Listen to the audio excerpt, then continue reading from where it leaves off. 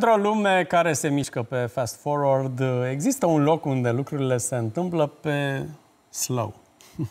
Slow Coffee Festival revine în această toamnă la Romexpo într-un format de 10 ori mai mare. De 10 ori mai multe cafele, asta înseamnă.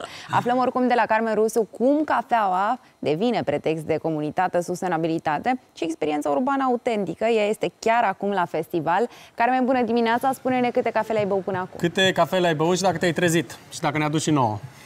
Bună dimineața! Încă nu am apucat să beau, dar urmează. Dar vreau să vă spun că eu mai revin cu un live. Apropo de Ziua Mondială a Animalelor, ne vedem și după 10:30 pe ideea de adopții, să facem bine animăluțelor. Dar până una alta vreau să mă relaxez. Și da, și acum mă adresez iubitorilor de cafea. Ia stați că nu știu ce se întâmplă aici. Un roboțel? Bună dimineața, Carmen. Sunt Robo Coffee și ți-am adus cafeaua dorită. Boabele din Etiopia și prăjirea medie te așteaptă pentru un moment perfect de răsfăț. Ce ziceți? Păi când tehnologia întâlnește aroma unei cafele deosebite, cu siguranță îmi încep și eu dimineața mult mai bine.